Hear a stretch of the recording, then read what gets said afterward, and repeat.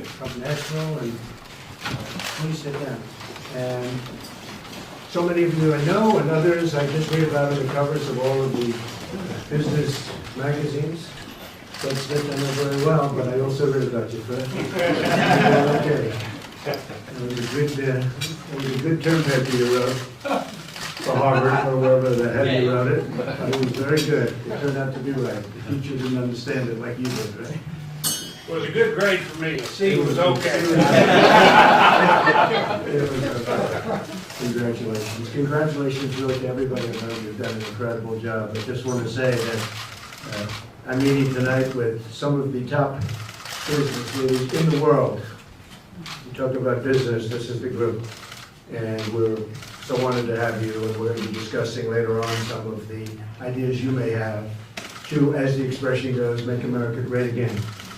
And we've been doing a lot of it. You know, you've been big beneficiaries, and you've helped in many cases. Before we start, I'd like to say a few brief words about the tragic fires in California. I'm monitoring the situation very close. My administration is in constant contact with everything going out in the state and with the local authorities and the state authorities. On August 4th, I declared a major disaster in the state and ordered federal assistance to supplement recovery efforts. It's been a very tough situation taking place in California for a number of years, and we're going to have some meetings about it because there are reasons and there are things you can do to mitigate what's happening. We send our love and support and prayers to the families of those who have lost loved ones. They've never seen anything like it, what's happening. We're deeply grateful to our incredible firefighters and first responders. They're really brave people. I've been watching them go into areas where very few people would go, and some of them don't come out alive. They're risking their lives, and they're doing it to contain these devastating fires so they can save other lives. My administration will do everything in our power to protect those in harm's way, and we have the finest emergency relief people in the world right out there now. We send them to different countries when we have earthquakes, when we have other problems going on in the world. We'll send our first responders in some cases to help. And I always get calls from the prime ministers or the presidents or whoever's running saying these are the most talented people we've ever seen. Well, right now they're in California and really doing an incredible job. It's great to be here with so many of our friends through tax cuts, deregulation, powerful trade policies, and that's what they are, powerful trade policies. Some of you probably love them, and a couple of you probably don't because you're on the wrong side of the border. But if you're from this country, you're loving what's happening. The steel industry, as an example, is one of the hot industries of the world right now. What's happened to steel in the United States, where we have plants opening up literally on a daily basis. Nobody thought that would be possible. And that's a very important industry. Through tax cuts, deregulation, powerful trade policies, and unleashing American energy, where we're now the largest in the world, we're taking our economy to incredible new heights. Many of the great business leaders, and I'm just going to ask them because they are so incredible and represent such a very important thing for our country. They represent success. I'm just going to ask them to just stand up and just introduce themselves and their company, because these are really the jobs they've done and the amount of employment. Some of these companies, well, how many are in your company? About 500,000 people. Over 500,000. These are the big employers of the world.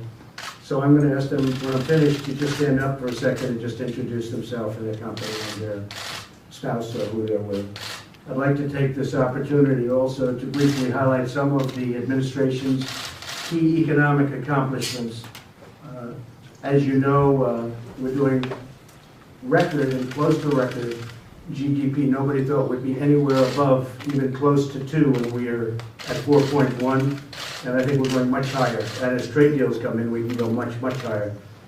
We have 3.9 million jobs created since the election, a number that would have been unthinkable. Fred, if I would have said 3.9 million and you were the, well, you would have believed me actually, but they would not. Nobody would have believed me. 3.9 million since election. It's a lot of jobs. Nobody would have thought that was possible.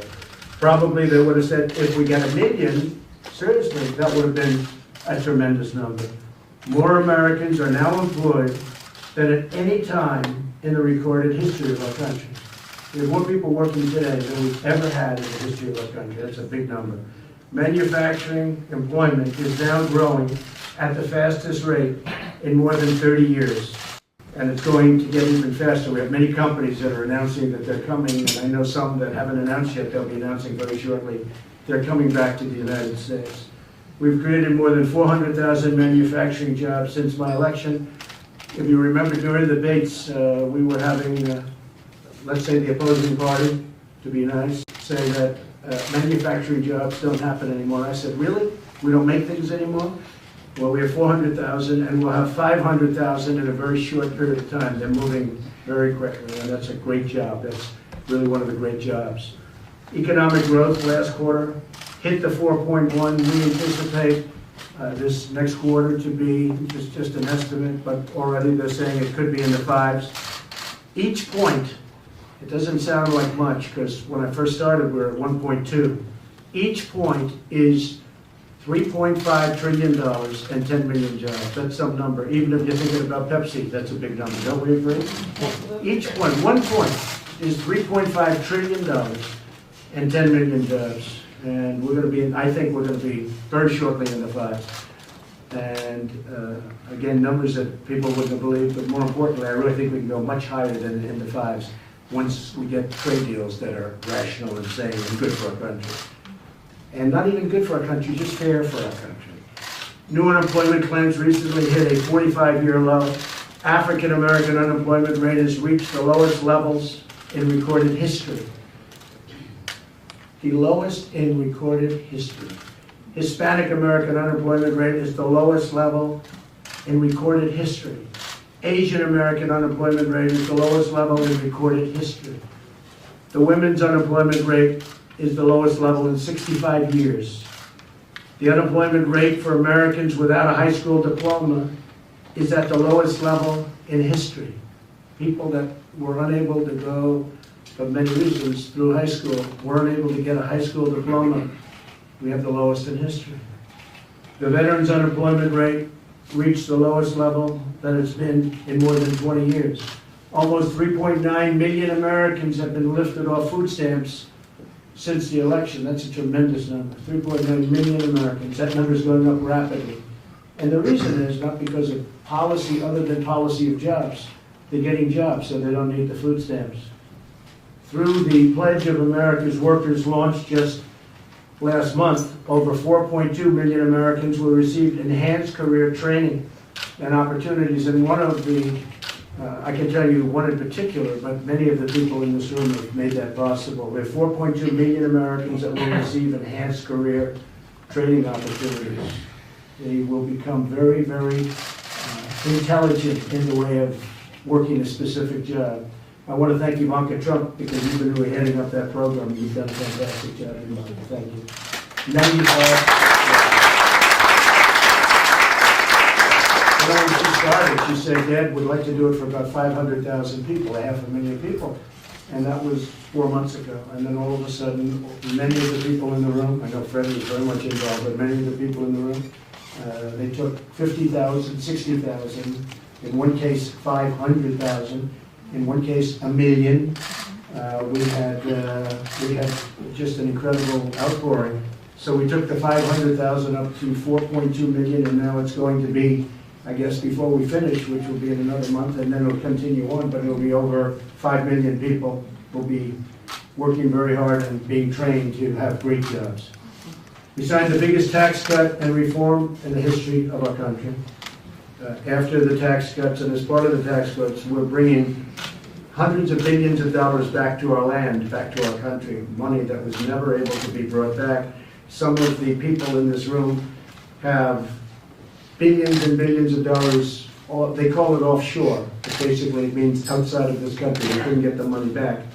And we expect to have in excess of $4 trillion brought back very shortly. Apple is building a $350 billion campus and various plants throughout the country. They bring back $230 billion alone.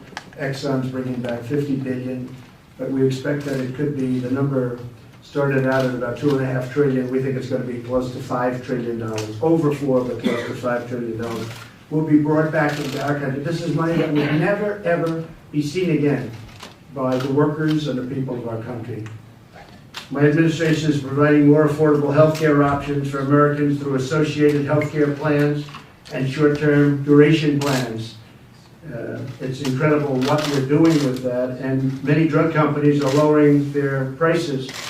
And I must tell you, Pfizer, I want to thank Pfizer, and I want to thank numerous of the drug companies for, as you know, they went out with an increase last week, fairly substantial increase, and I wasn't happy about it. And they heard that, and they cut the increase back to nothing. They never did that before. They asked for an increase in drugs, and they actually posted it. It was increased, and I was not happy because we want to get drug prices down.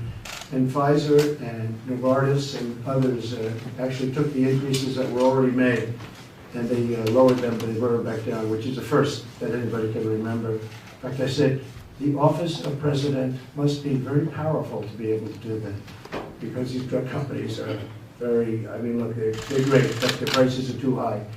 And we are announcing something next week which is going to get them down really, really substantially. So we didn't think it was appropriate, and we want to just thank them, and that's the whole group of them, and they know who we're talking about. We had a record number of regulations eliminated. Many of the business people said to me that as big as the tax cuts have been, as important as the tax cuts have been, maybe more important was the regulation cutting. It would take 20 years to build a highway to get the approvals to build a highway. We have it down to 2, and I intend to have it down to 1. That doesn't mean it's going to be approved. It's got to be great from an environmental standpoint and safety standpoint, but it will be either rejected or approved within a very short period of time. But we were up to 20 and 21 years, a highway. People started working on the project, and by the time they finished, they were middle-aged or old. And it was ridiculous, frankly. So we have it down to 2, but I want to get it down to 1. And many other people, and many of the people in the Visium want to say something, but many of the people in the room have told me, actually, that the regulation cutting, we cut about 75% of the regulations out. We have some to go. We'll have just as good a set of regulations, but we won't be duplicative. It won't be doubles and triples and go to the same agency 9 different times to get the same approval. So we're very proud of that. It's had a huge impact on a lot of companies and a lot of building. One of the things we did immediately is we approved the pipelines coming in, both Dakota Access and the Keystone XL pipeline. That was approved just about in my first day of office. I approved it. That was 48,000 jobs, and we went through the red tape. And one is now opened, and the other one's ready to start construction. So it's been really something. Coal exports, clean coal, increased 60% last year. American oil production is at an all-time high. As I said before, we're the leading country in the world right now for energy, and the United States is a net natural gas exporter for the first time since 1957.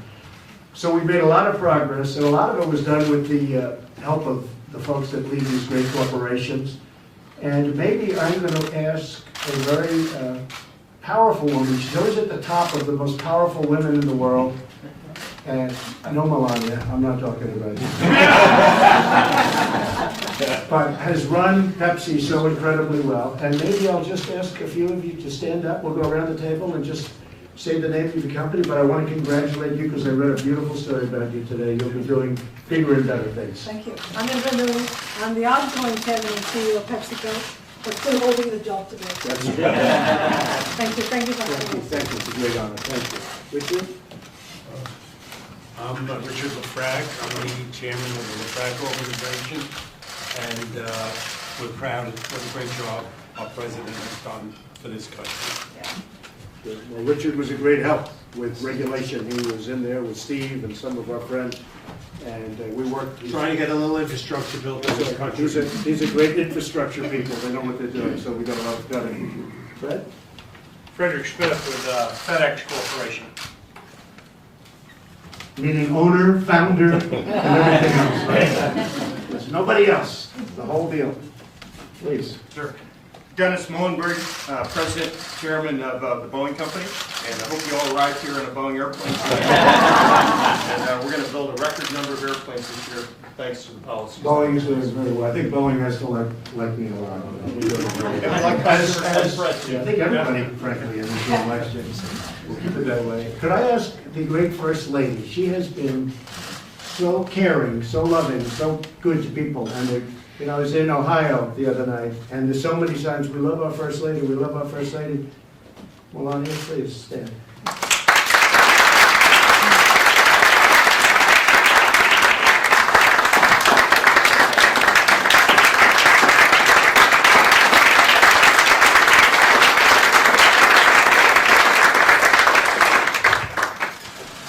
Well, welcome to the Minister. It's great to have you here. And we're looking for a great discussion tonight. And I just want to thank the President for doing an incredible job and for all of your help. Thank you very much. Thank you. Please. My name is Ajay Banga. I'm the president and CEO of MasterCard. And while today he's paying for dinner, any other day when you're paying, remember to use it. It's really important. I'm here with my wife. Yes. Congratulations. And Ivanka again, thank you, Ivanka. Please. Thank you, Mr. President. Thank you for your leadership, and certainly tax reform and all the things you've done speak for themselves in terms of the results. My name is Jerry Sadamczyk. I'm the chairman and CEO of Honeywell. My wife, Kelly. Good. And we're working on air traffic control. They've spent billions and billions of dollars on air traffic control, and it's worthless. In fact, pilots don't even want to use the system because they put in obsolete systems. This is previous administration. And actually, my pilot came up to me and said, "Sir, this is 5 years ago." He said, "Is there anything you can do? They're putting obsolete air traffic control systems in. They're land-based, and they should be in space. And it's ridiculous what they're doing. They're spending." My pilot told me this, so I knew. I said, "Listen, I'm not president. I have no intention of being president. What do I have to do with it?" And here we are. And I still remember it. And you do a great system. So hopefully you'll be bidding, and you'll give us a very low price. And if you're not, we'll cut you. You have a great system, actually. You really do. Great. Please. Just so I can actually turn and say, President, thank you for the invite. My name is Mike Manley. I'm the CEO of Horizon Automobiles. And when you've landed in your Boeing, then you should get into a Jeep. He wants tariffs so badly on those automobiles that they brought in, right? Absolutely. Thank you very much. Yes, please. Thank you, Mike. I'll let you have it, Mr. President. Mr. President, thank you very much for having us here. Alex Gorski, the Chairman and CEO of Johnson & Johnson. Most of you know us for baby shampoo, but as you're playing the golf course, please remember to use Neutrogena. As you get older. But I'm here with my wife, Pat, and it's certainly great to hear the long list of accomplishments that you've been able to achieve in a very short period of time, and that I know everyone here is interested in talking about what else we can be doing to accelerate it even more. Well, thank you. Woody lives right across the street, literally right across the street. So, well, great job, great company. Thank you very much. Please. I'm Mark Weinberger. I'm the husband of Nancy, father of 4, and in my part-time, I'm chairman and CEO of Ernst & Young, EY, and thank you. We hired 60,000 people again this year. We have 250,000 people around the world, and strong economy means great jobs, so thank you, Mr. President. That's a good hire this year. 60,000. Great job. Please. My name is Keith Kroc, Chairman of DocuSign. Mr. President, thank you for all your assistance out there in California and your kind words. 300 million unique users around the world, putting 2 million on a week. Thank you. Great job you've done. Thank you very much. Christopher Ruddy, CEO of Newsmax Media. I am an enemy of the people that actually supports Donald J. Trump. Thank you very much. John? John Katzmatidis, Red Apple Group, New York City. My wife Margot. And I do a hobby. I have a radio show. And every week I say in the radio show, why is business doing so well? because business people no longer feel we're the enemy of Washington, and that's why it's going the right way. Thank you, Mr. Great President. job, you did. Thank you.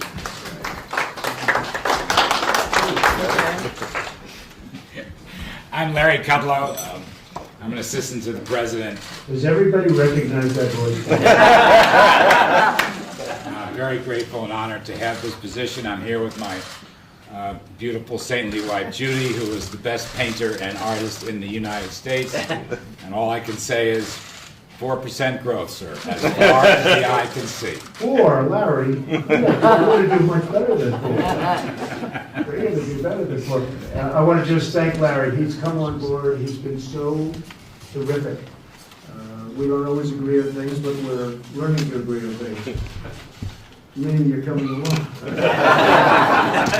I've watched him. He's been my friend. I've been on the show many times over the years, and he had a great show. And I just said, Larry, let's come on. Nobody better than you. Let's put it to use. Let's put it to real use. No longer the shows, right? And he's doing a fantastic job. And I just want to thank you very much on behalf of everybody in the room. Thank you, sir. I really Very appreciate grateful. it. We Thank you, appreciate sir. it. Please, please. Oh, man. Man with a straw. You use plastic straws or paper straws? Either one will work. I'm Harold Ham with Continental Resources, here with my lady, Debbie Martin, and just want to thank you for all that you've done. I made a short list of a few of the accomplishments of the first 500 days. At 23, we're having to add to it now, so it's tremendous. But we have 1,200 direct employees and over 20 times that many contractors. And we're reporting a good quarter tomorrow. So. Thank you very much. You know, Harold's friend is a great football coach, and he came up to my office and he said, Harold was 2 minutes late. He said, you know that Harold Ham, this guy can take a straw, dump it into the ground, and oil pours out. These other oil companies, they spend billions and billions of dollars, they can't find a thing. This guy, so that's why I asked, is it a plastic straw? I think in your case, either one works out, but I heard you're doing really well. A little better since the original days when I knew you, right? A little bit better. We're proud of you. Thank you. Thank you very much. Please. I'm not quite sure why I'm here. I'm the smallest company by far. I'm Jim Cook, and I started making Sam Adams beer in my kitchen 30-something years ago.